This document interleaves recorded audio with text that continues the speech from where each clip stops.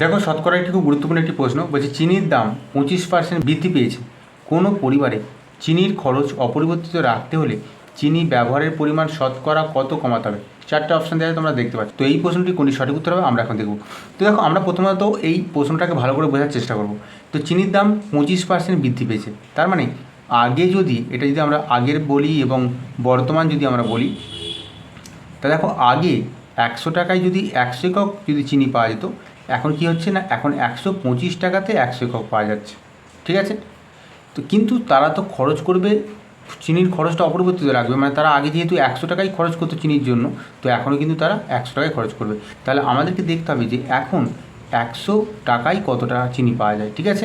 তো এটা কি টাকা এবং এটা হচ্ছে চিনির পরিমাণটা, মানে এককটা। ঠিক আছে?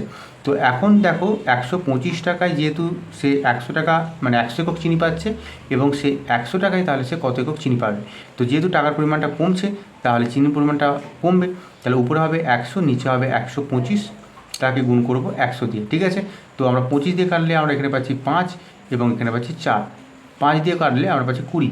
তাহলে আমরা এখান থেকে পাচ্ছি যে এখন বর্তমানে 80 টাকা 100 টাকায় সে কিন্তু 80 একক চিনি পাবে। তাহলে তার চিনির ব্যবহারটা কত কমবে না, আগে ব্যবহার করছিল 100, তাহলে এখন ব্যবহার করবে 100 বিয়োগ 80, মানে হচ্ছে 20 একক কিন্তু তাকে কিন্তু ব্যবহারটা কমাতে হবে। ঠিক আছে? তো সঠিক উত্তর হয়ে গেল অপশান নাম্বার সি, 20%।